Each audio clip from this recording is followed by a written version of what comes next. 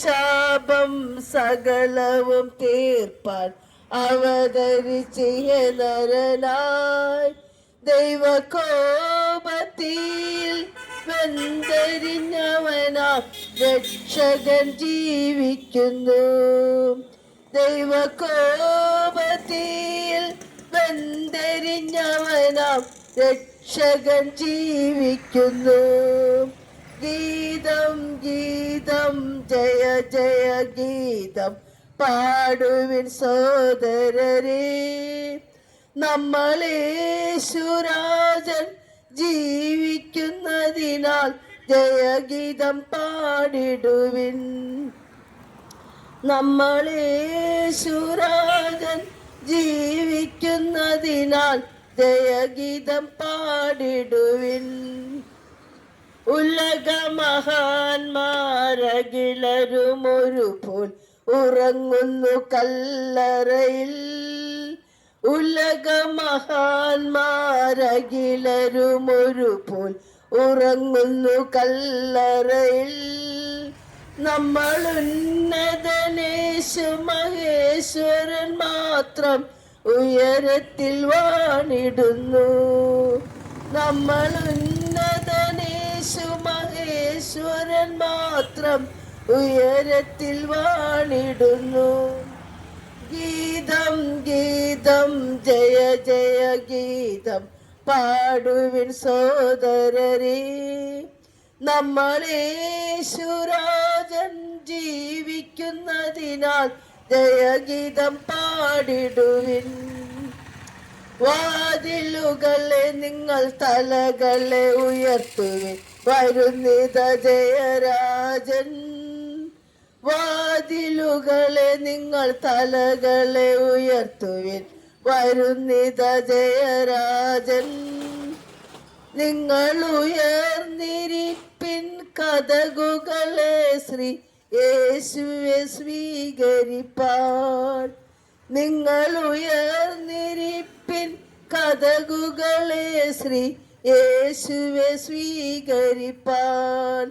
ഗീതം ഗീതം ജയ ജയ ഗീതം പാടുവിൻ സോദരരേ, നമ്മളേശുരാജൻ ജീവിക്കുന്നതിനാൽ ജയഗീതം പാടിടുവിൻ. നമ്മളേശുരാജൻ ജീവിക്കുന്നതിനാൽ ജയഗീതം പാടിടുവിൻ. നമ്മളേശുരാജൻ ജീവിക്കുന്നതിനാൽ ജയഗീതം പാടിടുവിൻ. ഉലകമഹാന്മാരകിലരുമൊരുപോൽ ഉറങ്ങുന്നു കല്ലറയിൽ. ഉലകമഹാന്മാരകിലരുമൊരുപോൽ ഉറങ്ങുന്നു കല്ലറയിൽ. നമ്മൾ ഉന്നതനേശു മഹേശ്വരൻ മാത്രം ഉയരത്തിൽ വാണിടുന്നു. നമ്മൾ ഉന്നതനേശു മഹേശ്വരൻ മാത്രം ഉയരത്തിൽ വാണിടുന്നു. ഗീതം ഗീതം ജയ ജയ ഗീതം പാടുവിൻ സോദരരേ, നമ്മളേശുരാജൻ ജീവിക്കുന്നതിനാൽ ജയഗീതം പാടിടുവിൻ. നമ്മളേശുരാജൻ ജീവിക്കുന്നതിനാൽ ജയഗീതം പാടിടുവിൻ. ഞങ്ങളെ ശ്രദ്ധിക്കുന്ന ദൂരത്തും ചാരത്തുമായി നിൽക്കുന്ന എല്ലാ മാന്യ സഹോദരന്മാരെയും അല്പസമയത്തേക്ക് ഞങ്ങളുടെ ഈ വചനം കേൾക്കണമേ എന്ന് ഉള്ള അഭ്യർത്ഥനയുമായി ഞങ്ങൾ ദൈവസന്നിധിയിൽ നിൽക്കുന്നു. അതേ, ആകാശവും ഭൂമിയും സൂര്യനെയും ചന്ദ്രനെയും സൃഷ്ടിച്ച ജീവനുള്ള ഒരു ദൈവമേ ഉള്ളൂ എന്നുള്ള സത്യവാർത്ത ഈ ദേശത്തോട് അറിയിക്കുവാൻ വേണ്ടി അതേ ഞങ്ങൾ ഇന്നിവിടെ ആയിരിക്കുന്നു. ആകാശവും ഭൂമിയെ സൃഷ്ടിച്ച ദൈവം തന്നെയാണ് മനുഷ്യൻ പാപം ചെയ്ത് ദൈവത്തിൽ നിന്ന് അകന്നു പോയപ്പോൾ പാപിയായ മനുഷ്യനെ വീണ്ടും ദൈവത്തിന്റെ മക്കൾ എന്നുള്ള പദവിയിലേക്ക് കൊണ്ടുവന്ന് സ്വർഗത്തിന് അവകാശികളാക്കി തീർക്കുന്നതിന് വേണ്ടി നമ്മുടെ പാപങ്ങളെയും ശാപങ്ങളെയും രോഗങ്ങളെയും വഹിച്ചുകൊണ്ട് കാൽവരി മലമുകളിൽ കയറി കുരിശിൽ യാഗമായി തീർന്ന ആ അരുമനാഥന്റെ സ്നേഹം എത്ര വലുതാണെന്ന് ഈ ദേശത്തോട് അറിയിക്കുവാൻ സ്വർഗത്തിലെ ദൈവത്തിന്റെ കൽപ്പന പ്രകാരമാണ് ഞങ്ങൾ ഇന്നിവിടെ നിൽക്കുന്നത്. അതേ, യേശുക്രിസ്തു മരിച്ചു പാപികളായ നമ്മുടെ പാപങ്ങളെ, ശാപങ്ങളെ, രോഗങ്ങളെയും വഹിച്ചുകൊണ്ട് കാൽവരി മലമുകളിൽ കയറി കുരിശിൽ യാഗമായി തീർന്നു. ആ മരിച്ച യേശുക്രിസ്തു മരിച്ചിട്ട് മൂന്നിനം ഉയർത്തെഴുന്നേറ്റ യേശുക്രിസ്തുവിനെ മാത്രമേ ഞങ്ങൾക്ക് നിങ്ങളോട് വരച്ചു കാണിക്കുവാനുള്ളൂ. കാരണം മരിച്ച എത്രയോ മഹാന്മാർ, എത്രയോ ധീരന്മാർ, എത്രയോ വീരന്മാർ, ഉലക മഹാന്മാർ സകലരും കല്ലറകളിൽ വസിക്കുമ്പോൾ, അവരുടെ ശവശരീരങ്ങൾ അതത് കല്ലറകളിൽ കിടക്കുമ്പോൾ, ആകാശവും ഭൂമിയെ സൃഷ്ടിച്ച ദൈവം പാപികളായ നമ്മുടെ പാപങ്ങളും ശാപങ്ങളും ഏറ്റുകൊണ്ട് നമുക്ക് വേണ്ടി യാഗമായി തീർന്നവൻ, അവൻ മരിച്ചിട്ട് അതോടുകൂടി അവസാനിച്ചില്ല. അവസാനിച്ച ഒരു ദൈവത്തെ കുറിച്ചാണെങ്കിൽ ഞങ്ങൾ ഇന്നിവിടെ നിങ്ങളുടെ മുമ്പിൽ നിൽക്കില്ല. മരിച്ചിട്ട് മൂന്നിനന്ന് ഉയർത്തെഴുന്നേറ്റ് ജീവിക്കുന്ന ദൈവം, അതേ, അവൻ 40 ദിവസം വീണ്ടും ഈ ഭൂമിയിലായിരിക്കുവാനും ഭൂമിയിൽ ഓരോ കാര്യങ്ങൾ ശിഷ്യന്മാരെ പഠിപ്പിക്കുവാനും ശിഷ്യന്മാർക്ക് കൊടുത്ത ഒരേ ഒരു കൽപ്പനയാണ്, നിങ്ങൾ പുറപ്പെട്ടു പോവുക, ലോകത്തിന്റെ അറ്റത്തോളം പോയി സകലരോടും ഈ സത്യം പറയുക. ആകാശവും ഭൂമിയെ സൃഷ്ടിച്ച ദൈവം മരിച്ചിട്ട് ഉയർത്തെഴുന്നേറ്റ് ഇന്ന് ജീവിക്കുന്ന ദൈവമാണെന്നും അവനിലൂടെ മാത്രമേ രക്ഷയുള്ളൂ എന്നുമുള്ള ആ രക്ഷാകര പദ്ധതി ലോകത്തോട് അറിയിക്കുന്നതിന് വേണ്ടി പാപമായി തീർന്ന, ശാപമായി തീർന്ന, നമുക്ക് വേണ്ടി കാൽവരി കുന്നിൽ യാഗമായി തീർന്ന ആ രക്ഷകന്റെ സ്നേഹ സന്ദേശം ഈ ദേശത്തോട് അറിയിക്കുന്നതിന് വേണ്ടി സഹോദരങ്ങളെ ഞങ്ങൾ ഇവിടെ ആയിരിക്കുന്നു. ആരാണ് യേശുക്രിസ്തു? യേശുക്രിസ്തു എന്തിന് ഈ ഭൂമിയിൽ വന്നു? യേശുക്രിസ്തുവിനെ ക്രിസ്ത്യാനികളുടെ ദൈവമായിട്ട് കാണുന്ന മനുഷ്യരെ, ആകാശവും ഭൂമിയെ സൃഷ്ടിച്ച ദൈവമാണ് യേശുക്രിസ്തുവെങ്കിൽ ഇവിടെ ക്രിസ്ത്യാനികൾ മാത്രമാണ് ഈ ഭൂമിയിലുള്ളത്. ആകാശത്തിന് താഴെ എത്രയോ ജാതി മതസ്ഥർ ഈ ഭൂമിയിലുണ്ട്. ഈ ലോകത്തിൽ കാണുന്ന സകല ജനങ്ങളെ സൃഷ്ടിച്ച ഏക ദൈവം ഒന്നേ ഉള്ളുവെന്നും അവൻ ഇന്നും ജീവിക്കുന്ന ദൈവമാണെന്നും ഇന്ന് 2026, അതെ, ഇന്ന് ജാനുവരി, സ്വർഗത്തിലെ ദൈവം സൃഷ്ടിച്ച 2026 ജാനുവരി ഇന്ന് 13, 14 സ്വർഗത്തിലെ ദൈവത്തിന്റെ നാമം മഹത്വപ്പെടട്ടെ. ഈ ദേശം ദൈവത്തിന്റെ ദേശമായി, ഈ ഭൂമി ദൈവം സൃഷ്ടിച്ച ഭൂമിയായി, ഈ ആകാശം ഈ ദൈവം സൃഷ്ടിച്ച ആകാശമായി നിൽക്കുമ്പോൾ യേശുക്രിസ്തു ക്രിസ്ത്യാനികളുടെ ദൈവമല്ലേ? നിങ്ങൾ അവരോട് പറഞ്ഞാൽ പോരെ, ഞങ്ങളോട് എന്തിനാണ് പറയുന്നതെന്ന് ചോദിക്കുന്ന വ്യക്തികളോട് ഞങ്ങൾക്ക് ഒരേ ഒരു ചോദ്യമേ ഉള്ളൂ. ആകാശം ഒന്നല്ലേ ഉള്ളൂ സഹോദര, ഭൂമിയും ഒന്നല്ലേ ഉള്ളൂ. ആകാശവും ഭൂമിയും സൃഷ്ടിച്ച ജീവനുള്ള ദൈവം ഒന്നല്ലേ ഉള്ളൂ. അവനല്ലേ ഇന്ന് 2025 വർഷങ്ങൾക്ക് മുമ്പ് പാപികളായ മനുഷ്യനെ തേടി ലോകത്തിലേക്ക് മനുഷ്യനായി അവതരിച്ചവൻ.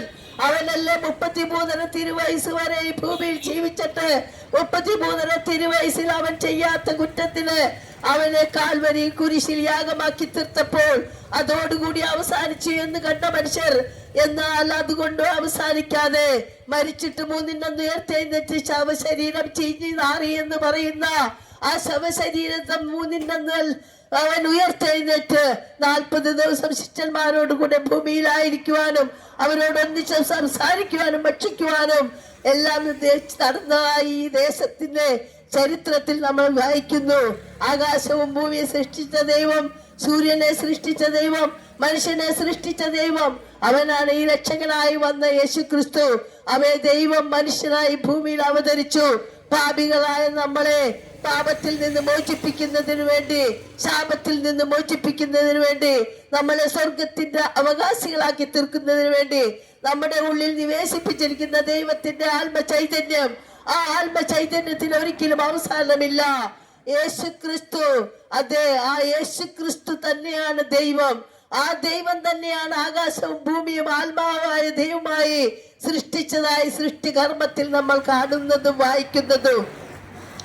അങ്ങനെ ഇതെല്ലാം സൃഷ്ടിപ്പ് നടത്തിയ ദൈവം മനുഷ്യനെ പാപത്തിൽ നിന്ന് മോചിപ്പിക്കുന്നതിന് വേണ്ടി മനുഷ്യനായിട്ട് അവതരിച്ച് മരിച്ച് ഉയർത്തെഴുന്നേറ്റ് ജീവിക്കുന്ന ഒരേ ഒരു രക്ഷകൻ. അങ്ങനെ ഇഷ്ടം പോലെ ദൈവങ്ങൾ ഉണ്ടെങ്കിൽ ഇഷ്ടം പോലെ ആകാശവും ഇഷ്ടം പോലെ ഭൂമിയും ആ കാണുന്ന സൂര്യൻ ഞങ്ങളുടേതാണ് എന്ന് പറയുവാൻ ഇല്ല. നമുക്കൊരു സൂര്യനേ ഉള്ളൂ. ആ കാണുന്ന ഭൂമി ഞങ്ങളുടേതാണെന്ന് പറയുവാൻ നമുക്ക് ചൂണ്ടിക്കാണിക്കുവാൻ ഓരോ ജാതികൾക്കും ഓരോ സൂര്യനും ഓരോ മതസ്ഥർക്കും ഓരോ ആകാശവും ഇല്ല. ആകാശം ഒന്നേ ഉള്ളൂ, ഭൂമി ഒന്നേ ഉള്ളൂ, സൂര്യൻ ഒന്നേ ഉള്ളൂ, ചന്ദ്രൻ ഒന്നേ ഉള്ളൂ.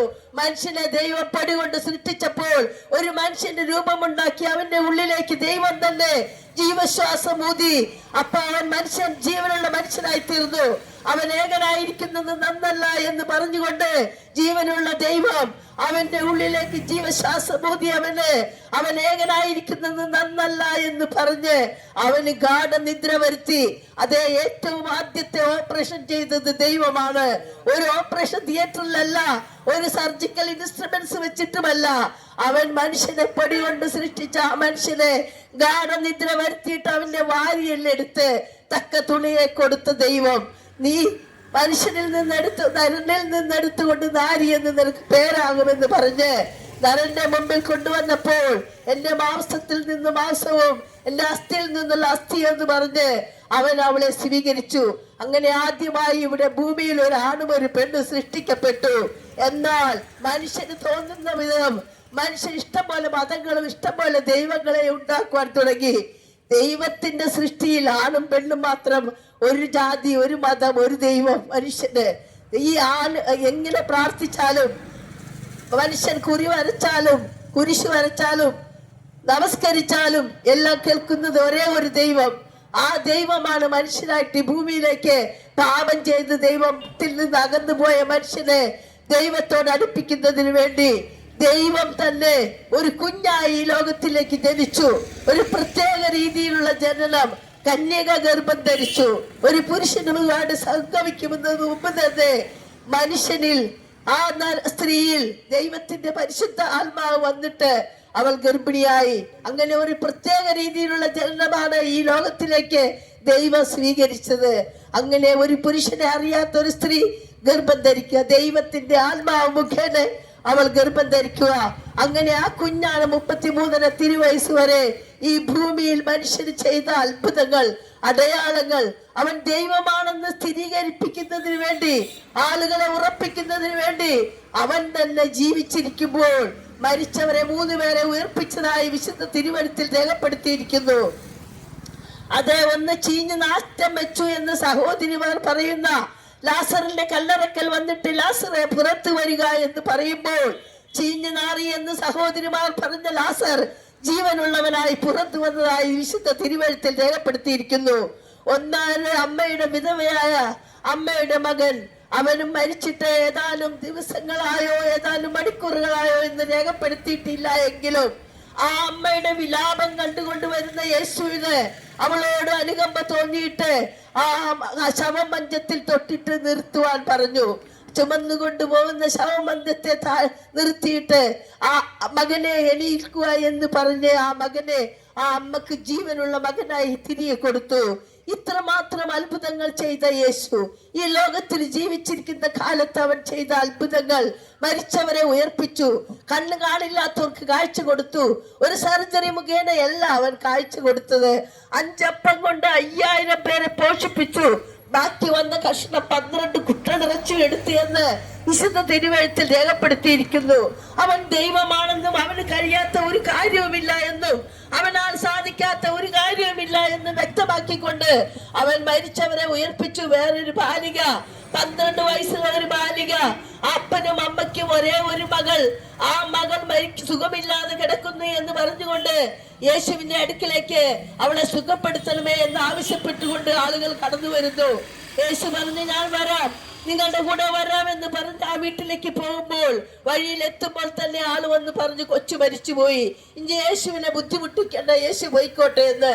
എന്നാൽ യേശു ബുദ്ധിമുട്ടിക്കണ്ട എന്ന് പറഞ്ഞെങ്കിലും ആ വാക്ക് കേട്ടെങ്കിലും അവൻ തിരികെ പോകാതെ ആ വീട്ടിലേക്ക് തന്നെ കയറി ചെല്ലുന്നു.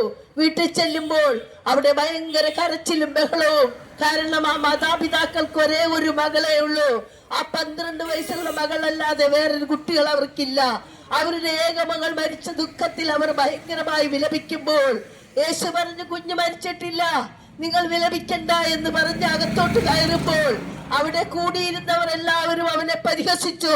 മരിച്ചു കിടക്കുന്നത് കണ്ടത് ഞങ്ങൾ, ഇവൻ ഈ പുറത്തു നിന്ന് വന്നിട്ട് പറയുന്നു കുഞ്ഞു മരിച്ചിട്ടില്ലെന്ന്. അങ്ങനെ അവർക്ക് അവനെ പരിഹസിച്ചെങ്കിലും യേശു അകത്തേക്ക് ചെന്ന് ആ കുഞ്ഞുങ്ങളെ കിടത്തിയിരിക്കുന്ന മുറിയിൽ ചെന്നിട്ട് കുഞ്ഞിന്റെ മാതാപിതാക്കളോട് ചോദിച്ചു എവിടെയാണ് കിടത്തിയിരിക്കുന്നതെന്ന്. കുഞ്ഞിന്റെ മുകളിൽ കൈവച്ചുകൊണ്ട് ബാലികയെ എഴുന്നേൽക്കൂ എന്ന് പറയുന്ന ഒരു രക്ഷകനായ യേശുവിനെയാണ് നമ്മൾ അവിടെ കാണുന്നത്. അങ്ങനെ മരിച്ചുപോയ കുട്ടിയെ ജീവനുള്ള കുട്ടിയായി ആ മാതാപിതാക്കളെ ഏൽപ്പിക്കുന്ന രംഗം വിശുദ്ധ തിരുവചനത്തിൽ രേഖപ്പെടുത്തിയിരിക്കുന്നു.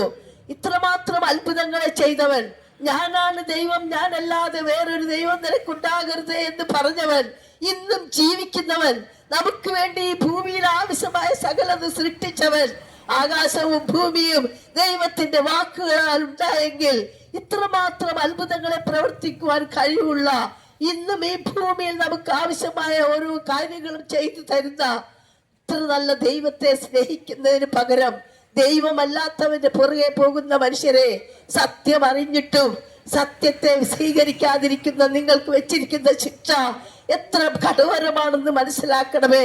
കെടാത്ത തീയും ചാകാത്ത പുഴുള്ള നരകത്തിന് യോഗ്യനായി തീരാതെ, സ്വർഗരാജ്യം ഒരു പൈസയും കൂടാതെ, യേശുവേ നീ ഞങ്ങളുടെ രക്ഷകനാണെന്ന് ഞാൻ വിശ്വസിക്കുന്നു എന്ന് പറഞ്ഞുകൊണ്ട് വായ് കൊണ്ട് ഏറ്റുപറഞ്ഞ് ഹൃദയം കൊണ്ട് വിശ്വസിച്ചാൽ നീ സ്വർഗരാജ്യത്തിന് അവകാശിയായി തീരുമെന്നുള്ള ഈ രക്ഷാ സന്ദേശം ഈ ദേശത്തോട് അറിയിക്കുമ്പോൾ, പ്രിയ സഹോദരങ്ങളെ, നിങ്ങൾ ആരും അതിനെ അവഗണിക്കരുത്. നിങ്ങളുടെ നന്മയ്ക്ക് വേണ്ടിയിട്ട് മാത്രമാണ് ഞങ്ങൾ ഈ കടയുടെ മുമ്പിൽ നിന്നിട്ട് ഇത്ര ഘോരം സംസാരിക്കുന്നതെന്ന് നിങ്ങൾ മനസ്സിലാക്കണമേ എന്നുള്ള ഒരേ ഒരു ആഹ്വാനം മാത്രമേ ഞങ്ങൾക്കുള്ളൂ. അത് നിങ്ങളുടെ നന്മയ്ക്കാണ്. നിങ്ങളെ ഈ ഭൂമിയിൽ നടത്തുന്നവന്റെ മുമ്പിലാണ് നാളെ മരിച്ചു കഴിയുമ്പോൾ നിങ്ങളെ ന്യായവിധിക്കായി നിയമിച്ചിരിക്കുന്ന ആ ദൈവത്തിന്റെ മുമ്പിലാണ് നിങ്ങൾ ന്യായം വിധി നിൽക്കേണ്ടത്. അതേ ശിക്ഷയ്ക്ക് വിധിക്കുന്ന ദൈവം, നിത്യനായ ദൈവം, സ്തുത്യനായ ദൈവം, സ്തുതിക്ക് യോഗ്യനായ ദൈവം, ആരാധനയ്ക്ക് യോഗ്യനായ ദൈവം, രാജാതിരാജനായ ദൈവം, സകലത്തിന്റെ ഉറവിടമായ ദൈവം, നമ്മളെ ഈ ഭൂമിയിൽ കാണുന്ന 560 കോടി ജനങ്ങൾ ഉണ്ടെങ്കിൽ ഈ ലോകത്തിൽ കാണുന്ന 560 കോടി ജനങ്ങളുടെയും രക്ഷകൻ അവനാണ്. അവനിലൂടെ അല്ലാതെ മറ്റൊരുത്തരിലും രക്ഷയില്ല. ആകാശത്തിന് കീഴെ ഭൂമിയുടെ മുകളിൽ രക്ഷിക്കപ്പെടുവാൻ ഒരേ ഒരു നാമമേ ഉള്ളൂ എന്നുള്ള ഈ സത്യസന്ദേശം സ്വീകരിക്കണമേ. അതിനെ തള്ളിക്കളയരുത്. അത് നിങ്ങളുടെ നന്മയ്ക്ക് വേണ്ടിയിട്ടാണെന്ന് ഓർക്കണമേ. യേശുവിന്റെ കൽപ്പനയാണ്, നിങ്ങൾ ഭൂമിയുടെ അറ്റത്തോളം പോയി സകല സൃഷ്ടികളോടും ഈ സത്യം വിളിച്ചു പറയുക. രക്ഷിക്കപ്പെടുന്നവൻ സ്വർഗത്തിന് അവകാശിയായി തീരും. രക്ഷിക്കപ്പെടുന്നത് എങ്ങനെയാണ്? ഒരുവൻ ഹൃദയം കൊണ്ട് യേശു എന്റെ രക്ഷകനാണെന്ന് വിശ്വസിക്കുക, അത് വായ് കൊണ്ട് ഏറ്റുപറയുക. അവൻ യേശു ക്രിസ്തുവിൽ വിശ്വസിക്കുന്നവനാണെങ്കിൽ അവൻ ഒരു പുതിയ സൃഷ്ടിയായി തീരുമെന്ന് വിശുദ്ധ തിരുവചനത്തിൽ രേഖപ്പെടുത്തിയിരിക്കുന്നു. ഒരുവൻ ക്രിസ്തുവിലായാൽ അവൻ പുതിയ സൃഷ്ടിയാണ്.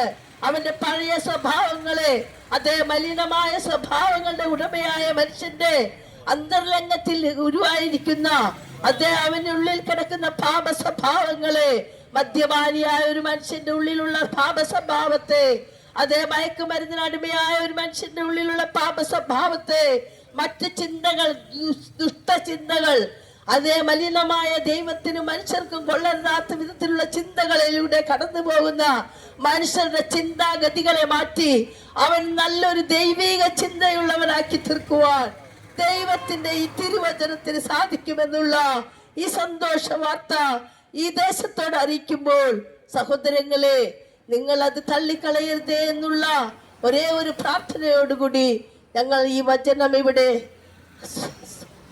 വിരാമമിടുന്നു. സ്വർഗത്തിലെ ദൈവം ഈ ദേശത്തെ അനുഗ്രഹിക്കട്ടെ. അതെ, അതാണ് ഞങ്ങളുടെ പ്രാർത്ഥന.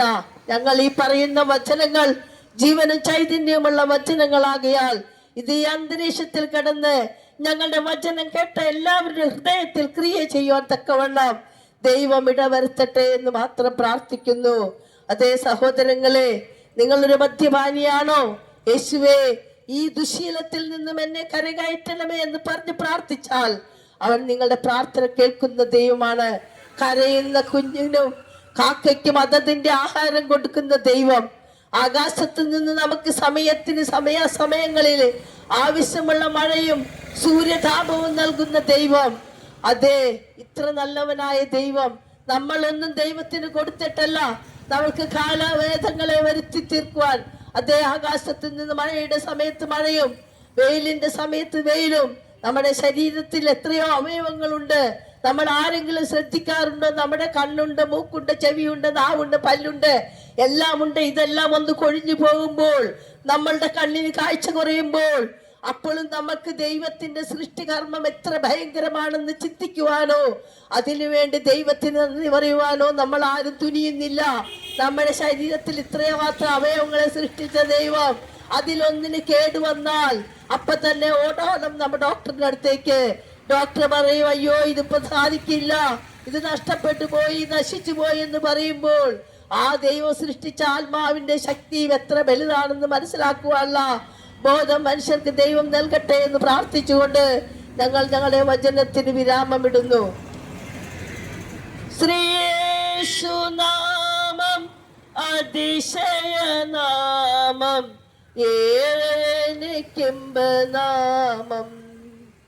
ശ്രീയേശുനാമം അതിശയനാമം, ഏനിക്കിമ്പനാമം. എല്ലാ നാമത്തിലും മേലായ നാമം, ഭക്തജനം വാഴ്ത്തും നാമം. എല്ലാ നാമത്തിലും മേലായ നാമം, ഭക്തജനം വാഴ്ത്തും നാമം. എല്ലാ മുഴങ്കാലും മടങ്ങിടം തിരുമുമ്പിൽ വല്ലഭത്വമുള്ള നാമം. എല്ലാ മുഴങ്കാലും മടങ്ങിടും തിരുമുൻപിൽ വല്ലഭത്വമുള്ള നാമം. ശ്രീയേശുനാമം അതിശയനാമം, ഏനിക്കിമ്പനാമം. ശ്രീയേശുനാമം അതിശയനാമം, ഏനിക്കിമ്പനാമം. കാരുണ്യവാനായ ഞങ്ങളുടെ സ്വർഗീയ പിതാവേ, തിരുനാമത്തെ മഹത്വപ്പെടുത്തുവാൻ തക്കവണ്ണം അങ്ങയുടെ കൽപ്പന പ്രകാരം ഈ ദേശത്തായിരിക്കാനും ഈ ദേശവാസികൾ കുന്നുകരവാസികളോട് ജീവനുള്ള ദൈവത്തിന്റെ മാറ്റമില്ലാത്ത വചനം ഘോഷിപ്പാനും കൃപ നൽകിയതിനായി നന്ദിയോടെ ദൈവത്തെ സ്തുതിക്കുന്നു. വചനം കേട്ടവരാരും നഷ്ടപ്പെട്ടു പോകരുത്, എല്ലാവരും സ്വർഗരാജ്യത്തിന് അവകാശികളായി തീരുവാൻ തക്കവണ്ണം സ്വർഗത്തിലെ ദൈവരോട് ദയാലുവായിരിക്കണമേ എന്ന് പ്രാർത്ഥിക്കുന്നു.